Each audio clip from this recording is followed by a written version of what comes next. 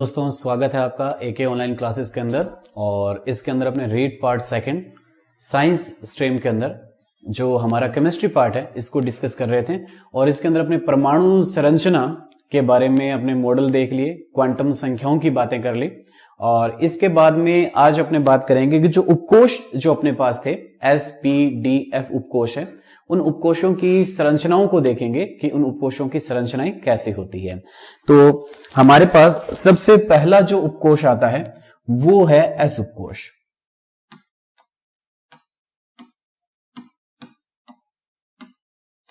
S उपकोष की संरचना देखेंगे और S उपकोष के लिए जो क्वांटम संख्याएं हैं कौन कौन सी, N, L, M और S।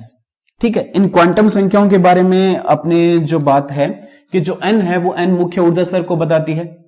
ठीक है, तो कौन सा ऊर्जा स्तर है, प्रथम ऊर्जा स्तर है या दूसरा है, तीसरा है, कौन सा ऊर्जा स्तर है उसके ऊपर डिपेंड करती है। L का जो मान है, अगर अपने बात करें इसके लिए, जो S उपकोष के लिए जो L का मान है वो कितना रहता है, 0 रहता है। N का मान कोई सा भी हो सकता है, 1 2 3 4 कोई सा भी अपने ले सकते हैं। L का जो मान होगा वो कौन सा होगा, इसके लिए 0 रहेगा। और M का मान भी इसके लिए क्या रहता है, 0 रहता है। तो ये चीज ध्यान रखनी है अपने को कि जो हमारा S उपकोष है उस S उपकोष के लिए L और M क्वांटम संख्याओं के जो मान है वो क्या देखने को मिलते हैं, शून्य देखने को मिलेंगे। S जो है, S की निर्भरता है ही नहीं। अपने पहले भी बात कर चुके हैं कि ये ऐसी क्वांटम संख्याएं हैं जिसकी अन्य क्वांटम संख्याओं पर इसकी निर्भरता नहीं होती है। तो S क्वांटम संख्या इन तीनों क्वांटम संख्याओं पर निर्भर नहीं करती है। ठीक है, तो आज जो अपने जो टॉपिक था वो टॉपिक अपने पास यहां पर बात कर रहे थे कि इसकी संरचना देखनी है अपने को। ठीक है, S उपकोष की संरचना कैसी है, तो इसकी संरचना के बारे में बात करेंगे अपने। तो S उपकोष की जो संरचना है हमारे पास वो है सर्पिलाकार, या आपने कह सकते हैं वर्ताकार संरचना ये लिए हुए रहता है। ठीक है, वर्ताकार संरचना से क्या अर्थ है कि ये किसी भी परमाणु का नाभिक हो गया। ठीक है, और इस नाभिक के चारों तरफ ये ऊर्जा स्तर हो गया, ये प्रथम ऊर्जा स्तर हो गया, ये दूसरा ऊर्जा स्तर हो गया, इसके बाद में ये तीसरा ऊर्जा स्तर है, ये चौथा ऊर्जा स्तर है। तो ये S उपकोष हो गया हमारे पास। ठीक है, इसको अपने नाम दे सकते हैं, जैसे ये N बराबर क्या आ गया, 1, यहां पर N का मान 2, यहां N का मान 3, यहां N का मान 4, अर्थात K, L, M और N के रूप में अपने इसको प्रदर्शित किया है। तो S की जो संरचना है वो S की संरचना कैसी है, गोलाकार या वर्ताकार संरचना लिए हुए होते हैं। अर्थात यहां पर अगर मैं इसको बात करूं कि ये जैसे अपने नाभिक की बात कर रहे हैं, इस नाभिक के चारों तरफ जो इलेक्ट्रॉन घनत्व है S उपकोष के लिए, अगर इलेक्ट्रॉन घनत्व की बात करते हैं तो नाभिक के चारों तरफ इलेक्ट्रॉन घनत्व क्या होता है, ज्यादा होता है। और नाभिक से जैसे जैसे दूर जाते जाते हैं इसका जो इलेक्ट्रॉन घनत्व है वो क्या होता जाता है, घटता जाता है।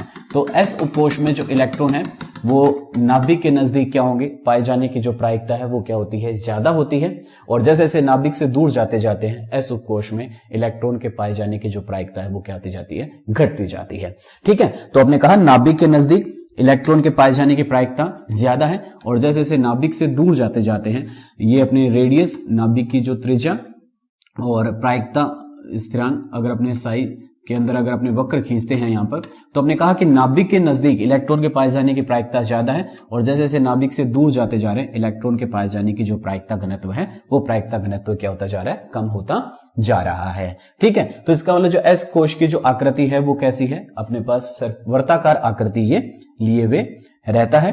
ठीक है, और दूसरी बात अपने बात करें कि दो S उपकोषों के बीच के जो जगह है, ठीक है, दो उपकोषों के बीच की जगह से जो मेरा अर्थ है कि देखिए ये हमारा जैसे पहला उपकोष हो गया। ठीक है, और इसके बाद में हमने यहां पर जैसे ये हमारा इसका दूसरा उपकोष हो गया। ठीक है, तो ये पहला S उपकोष है और ये कौन सा हो गया, दूसरा उपकोष हो गया। अब इन दोनों उपकोषों के बीच की ये जो जगह है, ठीक है, इस जगह को अपने क्या नाम दिया था, इसे अपने कहा था नोडीय सतह। ठीक है, इस जगह को अपने क्या नाम दिया था, नोडीय सतह कहा था। अर्थात नोडीय सतह कहां थी, जहां इलेक्ट्रॉन का जो प्रायिकता घनत्व है, इलेक्ट्रॉन का जो प्रायिकता घनत्व है वो क्या होता है, शून्य होता है। ठीक है, तो ये जगह क्या है, नोडीय सतह है, जहां इलेक्ट्रॉन का जो प्रायिकता घनत्व है वो क्या होता है, शून्य देखने को अपने को मिलता है। ठीक है, तो इसके बाद में अब ये तीसरा आ जाता है, तीसरा एस उपकोष आ गया जैसे अपने पास यहां पर। ठीक है, ये तीसरा आ गया। इसके बाद में अपने पास यहां पर नेक्स्ट जो आ जाता है, ये फोर्थ आ जाता है, उपकोष अपने पास आ जाता है। तो यहां पर कहता है कि जो इलेक्ट्रॉन का जो प्रायिकता घनत्व है वो प्रायिकता घनत्व क्या है, शून्य है, जहां पर इलेक्ट्रॉन के पाए जाने की संभावना नहीं होती है। ठीक है, तो इसको निकालने का जो सूत्र अपने बताया था, प्रायिकता घनत्व या एस उपकोष के लिए जो नोडीय सतहों को जो निकालने का जो सूत्र था, वो सूत्र क्या था हमारे पास, n-1।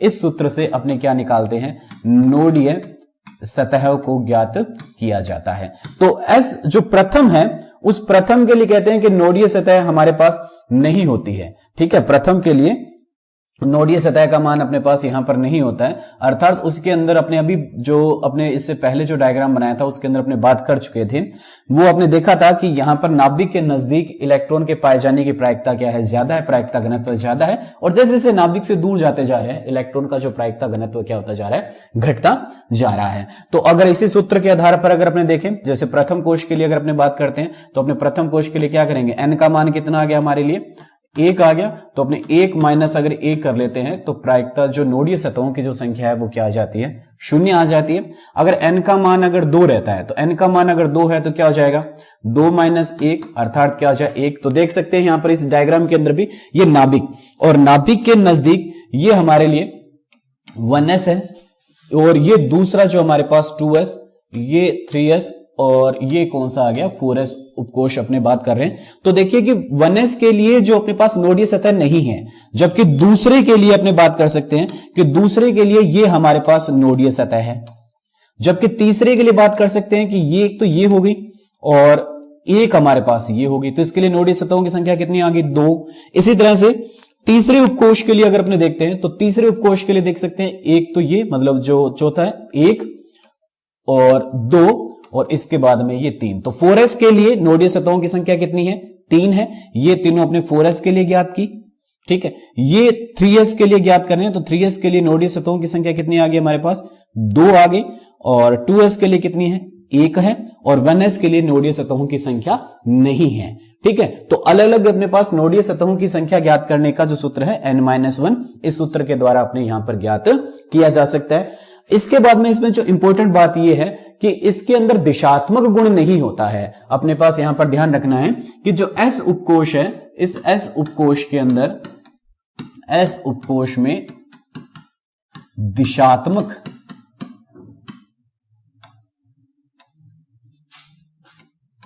गुण नहीं होता है। ठीक है, तो ये ध्यान रखनी है अपने को, एस उपकोष के अंदर अपने को दिशात्मक जो गुण है वो दिशात्मक गुण अपने को देखने को नहीं मिलता है। तो ये एस उपकोष के बारे में अपने पास जानकारी आई।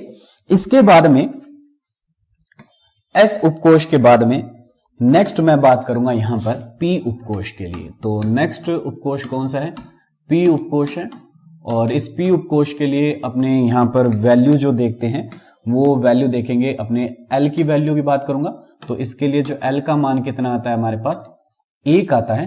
और एम के अगर मान देखते हैं तो एम के मान एल के मान पर निर्भर करते हैं। तो ये कितने आ जाते हैं, -1, 0 और +1। 3 मान अपने पास किसके आ जाते हैं, एम के मान आ जाते हैं। तो एल और एम के ये मान आ गए। इसके बाद में इसकी शेप या आकृति की बात करें कि जो पी उपकोष है, इस पी उपकोष की आकृति कैसी है, तो इसकी जो आकृति मैं कहता हूं कि यहां पर इसकी आकृति हमको डंबलाकार आकृति अपने को देखने को मिलती है। डंबल शेप इसकी आकृति है। ठीक है, तो डंबलाकार इसकी आकृति अपने को देखने को मिलती है। अर्थात इसकी आकृति में अपने देख सकते हैं यहां पर 2 लोब्स अपने को देखने को मिलती है। ठीक है, तो 2 लोब होगी, एक लोब तो ये है और एक लोब ये है। तो हमने कह सकते हैं इसके अंदर अपने को, इस संरचना के अंदर अपने को जो 2 लोब्स आपको देखने को मिलती है। ठीक है, तो 2 लोब्स इसकी संरचना में अपने को देखने को मिलेगी। इसके बाद में बात करेंगे जो पी उपकोष है वो दिशात्मक प्रवृत्ति का होता है। पी उपकोष कैसा होता है? दिशात्मक प्रवृत्ति का कोश होता है। इसके अंदर दिशा बोध होता है, अर्थात अपने कहते हैं कि यहां पर जो इलेक्ट्रॉन के जो पाए जाने की जो प्रायिकता सर्वाधिक होती है वो लोब्स के इन बिंदुओं पर होती है। यहां पर इलेक्ट्रॉन के पाए जाने की प्रायिकता क्या होती है? सर्वाधिक होती है। एस उपकोष के लिए तो अपने कहा था नाभिक के चारों तरफ इलेक्ट्रॉन के पाए जाने की प्रायिकता ज्यादा होती है, जबकि पी उपकोष में जो लोब्स का जो ये सिरा है यहां पर इलेक्ट्रॉन के पाए जाने की प्रायिकता ज्यादा होगी। जहां पर ये दोनों लोब्स एक दूसरे के साथ आकर जुड़ती है उस जगह पर इलेक्ट्रॉन के पाए जाने की प्रायिकता क्या होती है? शून्य होती है। और इसी जगह को अपने क्या नाम दिया जाता है? नोडीय तल नाम दिया जाता है। इस जगह को क्या नाम देते हैं अपने? नोडीय तल अपने इसको नाम देंगे। तो नोडीय तल या नोडीय जो अपने पास यहां पर करते हैं, तो नोडीय तल अपने पास क्या है? तो जहां पर ये दोनों नोड्स या दोनों लोब्स आकर मिलती है उसे हम क्या कहते हैं? नोडीय तल इसे कहा जाता है। तो ये हमारा नोडीय तल है जहां पर दोनों लोब्स को आपस में आकर क्या किया है? मिलाया गया है। ठीक है, तो दिशात्मक प्रवृत्ति का हो गया। ठीक है, डंबलाकार इसकी आकृति है, जहां पर दोनों लोब्स आकर मिलती है उस जगह को क्या बोला जाता है? नोडीय तल बोला जाता है। अब संरचना देखें तो पी के 3 अपने पास कक्षक होते हैं पीन के अंदर। ठीक है, तो अपने कह सकते हैं कि पी उपकोष में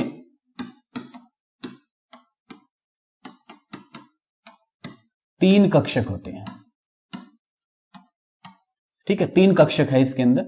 उन तीनों की अगर आकृति देखें, उन तीनों की आकृति किस प्रकार से है? तो जैसे हमारे पास ये 3 अक्ष हैं, एक्स, वाई और जेड एक्स। 3 अक्ष मैं बनाता हूं, एक्स अक्ष, वाई अक्ष और जेड एक्स। 3 अक्षों का रूपांतरण अपने यहां पर इसमें शो किया गया है।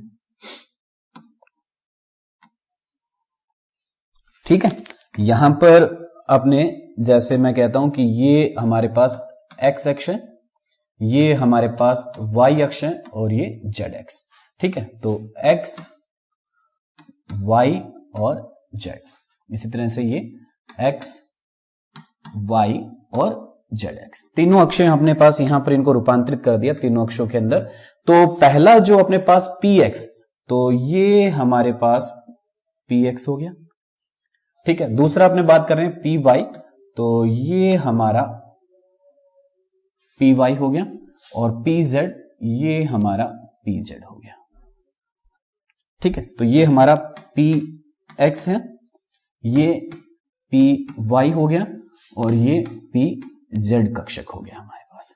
ठीक है, तो तीनों की अलग अलग आकृति पी एक्स, पी वाई और पी जेड। इस जगह को अपने क्या बोला है? यहां पर ये जो जगह अपने पास बन रही है इसको अपने क्या बोला? जहां पर दोनों लोब्स आकर मिल रही है, ये नोडीय तल हो गया।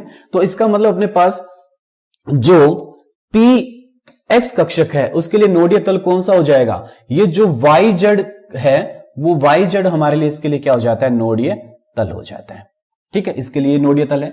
इसके लिए नोडीय तल कौन सा बताया आपने? जो एक्स जेड है वो एक्स जेड हमारा नोडीय तल होता है, और इसके लिए जो नोडीय तल है वो कौन सा हो जाता है? हमारा एक्स वाई नोडीय तल हो जाता है। ठीक है, तो नोडीय तल अगर आपने देखें तीनों के लिए, ठीक है, तो पी एक्स के लिए नोडीय तल कौन सा है? हमारा वाई जेड है, और पी वाई के लिए देखा जाए तो एक्स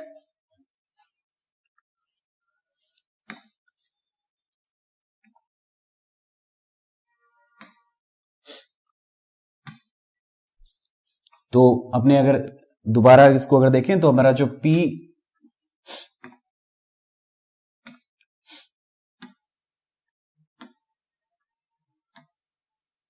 ये हमारा पी वाई अपने इसमें बनाना चाहते हैं, तो पी वाई अपने कुछ इस तरह से यहां पर दिखाया था कि ये हमारी एक्स अक्ष थी, ये वाई अक्ष के ऊपर इस तरह से रूपांतरण अपने दिखाया था पी वाई। ठीक है, तो यहां पर इन दोनों अक्षों से जो मिलकर बनेगा, जो बची हुई शेष अक्ष हैं, ये हमारी बची हुई शेष अक्ष थी। ठीक है, इसके अंदर अपने इसको नाम दिया था, ये हमारी वाई अक्ष थी, ये एक्स अक्ष थी और ये कौन सी थी? जेड अक्ष थी। किसी तरह से रूपांतरण अपने इसका देख सकते हैं। तो देखिए कि यहां पर इसके लिए जो नोडीय तल है वो नोडीय तल इसके लिए कौन सा हो जाता है? पी वाई के लिए, तो पी वाई के लिए नोडीय तल हो गया, एक्स जेड हमारा नोडीय तल हो गया। ठीक है, इसी तरह से तीसरा हमारा कौन सा था, पी जेड था, तो ये हमने यहां पर पी जेड का रूपांतरण दिखाया गया है। तो पी जेड को अगर अपने शो करना चाहते हैं तो ये हमारा पी जेड हो गया। ठीक है, और इस पी जेड के अंदर जो नोडीय तल आएगा वो नोडीय तल कौन सा आएगा, अगर इसको देखें तो अपने इसको बताया था एक्स अक्ष, इसको हमने वाई अक्ष बताया था और इसको जेड अक्ष बताया था। तो जेड अक्ष के ऊपर इलेक्ट्रॉन घनत्व यहां पर पाए जाने की संभावना सर्वाधिक अपने बता रहे हैं, तो बचा कौन सा हमारे पास, एक्स वाई, ये इसके लिए क्या आ जाता है, नोडीय तल आ जाता है। ठीक है, तो तीनों के लिए अपने नोडीय तल देख लिए, किस प्रकार से अपने इसके नोडीय तल अपने को यहां पर देखने को मिलते हैं। नोडीय तल से जो मेरा अर्थ ये है कि जैसे हमारे पास ये अक्ष है, ठीक है, यहां पर मैं कहता हूं कि इसके अंदर की इलेक्ट्रॉन की जो पाए जाने की अपने जो प्रायिकता जो व्यक्त कर रहे हैं वो अपने कुछ इस प्रकार से यहां पर बता रहे हैं। ठीक है, ये यहां पर अपने पास एक अक्ष है और इस अक्ष को अपने नाम दिया है एक्स अक्ष हमारी है। ठीक है, और इस एक्स अक्ष के ऊपर ये जी पी उपकोष, जिसकी आकृति कैसी देखने को मिल रही है अपने को, डमलाकार आकृति अपने को देखने को मिल रही है, डमलाकार आकृति होगी इसके अंदर। तो अपने पास अक्ष क्या होता, तल क्या होता है, दो अक्षों के मिलने से किसका निर्माण होता है, तल का निर्माण होता है। दो अक्ष, जैसे एक अक्ष तो ये होगी हमारी, ठीक है, ये एक्स है, और ये दूसरी कौन सी हमारी, वाई अक्ष होगी, और तीसरी जो अक्ष होती है वो कौन सी होती है हमारी, जेड अक्ष होती है। तो अपने कहते हैं कि तल कैसे बनता है, दो अक्षों के मिलने से किसका निर्माण होता है, तल का निर्माण होता है। ठीक है, तो दो अक्षें हमने कौन कौन सी मिलाई, वाई और जेड। इस वाई और जेड जो अक्ष है इसके ऊपर जो इलेक्ट्रॉन के जो पाए जाने की जो प्रायिकता है, वो इलेक्ट्रॉन के पाए जाने की जो प्रायिकता है वो प्रायिकता क्या होती है, अपने पास शून्य है। तो अपने ऐसे बता रहे हैं, ये अपने पास बात कर सकते हैं। ठीक है, जैसे अगर ये अपने पास यहां पर इस तरह से अगर px डमलाकार है, ये डमलाकार आकृति हुई, तो ये जो तल है इस तल में इलेक्ट्रॉन के जो पाए जाने की प्रायिकता क्या हो जाती है, शून्य हो जाती है। ठीक है, तो ये हमारा क्या हो गया, नोडीय तल आ गया, किसके लिए, पी उपकोष के लिए। और पी उपकोष दिशात्मक भी प्रवृत्ति का हो गया, क्योंकि इलेक्ट्रॉन या तो एक्स अक्ष पर पाया जा रहा है या वाई पर पाया जा रहा है या कहां पाया जा रहा है, जेड अक्ष के ऊपर इलेक्ट्रॉन पाया जा रहा है। इसके बाद में हम नेक्स्ट बात करते हैं, यहां पर डी उपकोष के लिए बात करते हैं। और डी उपकोष के लिए अपने यहां पर मान देखते हैं। मेरे पास जो एल का मान आता है वो एल का मान इसके लिए कितना आता है, 2 आता है, और एम का जो इसके लिए मान आएगा वो कितना आएगा, -2 -1 0 +1 और +2। इसका मतलब डी कोष कितने होंगे हमारे पास, टोटल 5 उपकोष अपने को डी के अंदर देखने को मिलेंगे। वो 5 कौन कौन से हैं, उनमें से अपने कहते हैं कि D X Y, D Y Z, D Z X, D X square minus Y square और D Z X Z square. ठीक है जी, तो ये 5 हो गए। इनमें से अपने पास प्रत्येक के पास अपने कहते हैं कि 2-2 यहां पर नोडीय तल होते हैं, जबकि इन दोनों में अपने बात करते हैं कि नोडीय तल कितने हैं, 0 है। इन दोनों के लिए अपने पहले भी बात कर चुके हैं कि नोडीय तल कितने आते हैं, 0 आते हैं। और इनके लिए प्रत्येक के लिए 2-2 हैं। जैसे इसके लिए अपने बात करते हैं तो इसके लिए वाई जेड और जेड एक्स आ जाता है। इसके लिए अपने बात करें तो एक्स वाई और जेड एक्स आ जाता है, और इसके लिए बात करेंगे तो हमारे पास आ जाए एक्स वाई और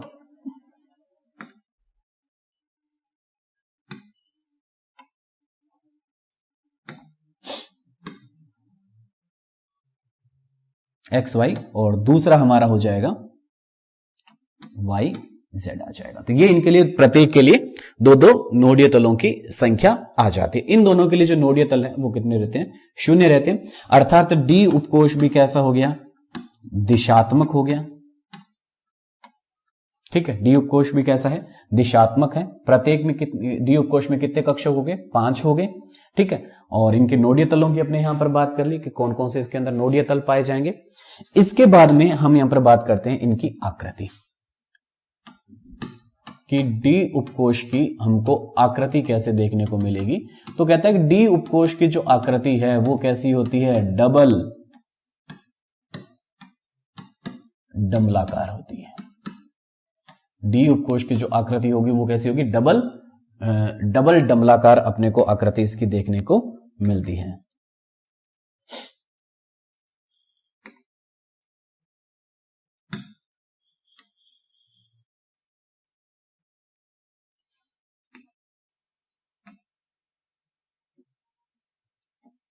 डबल डंबलाकार इसकी आकृति होती। अब डबल डंबलाकार कैसे, जैसे हमने बात की कि ये हमारे पास कोई भी दो अक्ष हैं, इन दो अक्षों के ऊपर अपने इसकी आकृति रिप्रेजेंट करता हूं। तो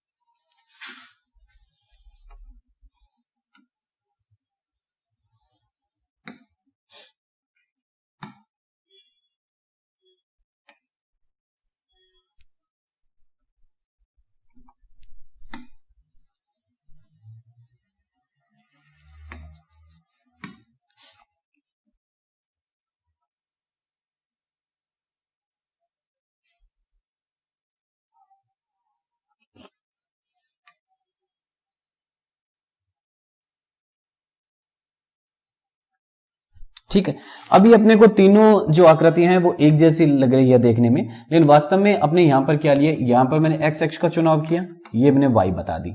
ठीक है, तो इसलिए अपने ये एक्स और वाई के बीच में, इसलिए इसको अपने नाम दे दिया डी एक्स वाई नाम दे दिया। यहां पर अपने कह सकते हैं डी वाई जेड, मतलब मैं इसको तो वाई रहने दूंगा लेकिन इस अक्ष का जो नाम है वो जेड दे देता हूं मैं। ठीक है, अक्ष बदल दी मैंने। और तीसरी जो होगी जेड एक्स। ठीक है, तो जेड एक्स ये जेड थी और ये इसको अपने मान लिया एक्स। ठीक है, अर्थात इनकी जो पालियां हैं, सिंपल सी बात अपने कह सकते हैं कि इनकी जो पालियां हैं, जो लोब्स जो बन रही है, वो पालियां अक्षों के बीच में पाई जाती है। D X Y, D Y Z और डी जेड एक्स की जो पालियां देखने को मिल रही है वो कहां मिल रही है अपने को, अक्षों के बीच में अपने को देखने को मिल रही है, अक्षों के ऊपर नहीं है। ठीक है, तो तीनों की पालियां अपने को कहां देखने को मिली, अक्षों के बीच में अपने को इनकी पालियां देखने को मिलेगी। दूसरा जो हमारा है, जो दो बचे, उनकी जो पालियां अपने को देखने को मिलती है, जैसे d x square minus y square की बात कर ले और डी जेड स्क्वायर की बात कर ले, इनकी जो पालियां होगी वो अक्षों के ऊपर होगी। कैसे, जैसे ये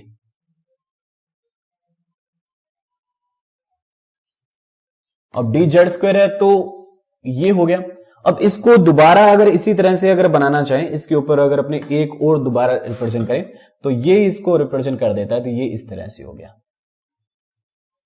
ठीक है, तो इस चीज से बचने के लिए अपने को इसके अंदर जो डायग्राम अपने को दिया होता है वो यहां पर एक सर्किल लगा दिया जाता है इसके अंदर। तो ये जो संरचना है ये कौन सी होगी, d x square minus y square की होगी और ये किसकी होगी, डी जेड स्क्वायर की होगी। ठीक है, तो एक के ऊपर एक आ रही है इसलिए इसके बीच में क्या लगा दिया जाता है, सर्किल के रूप में इसको रिप्रेजेंट कर दिया जाता है, इसके अंदर सर्किल हम लगा देते हैं।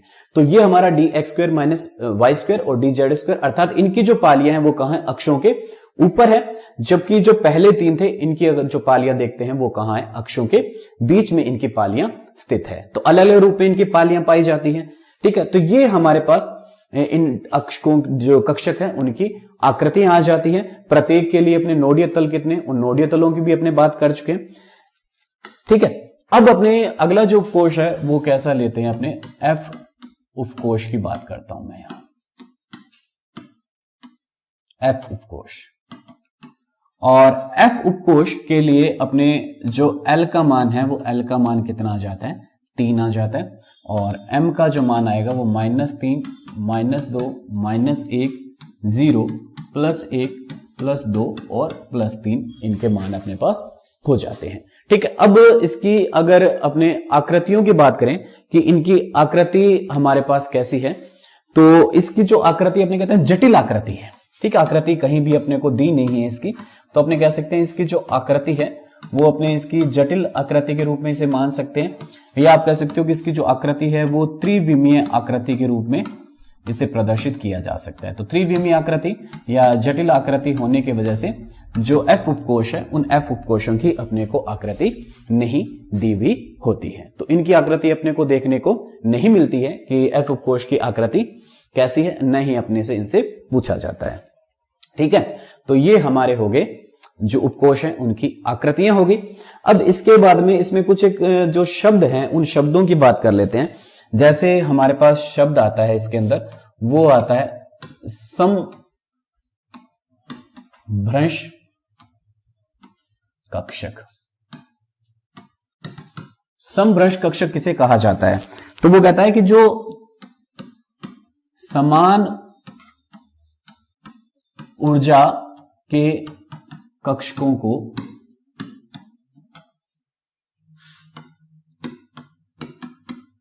समभ्रंश कक्षक कहा जाता है।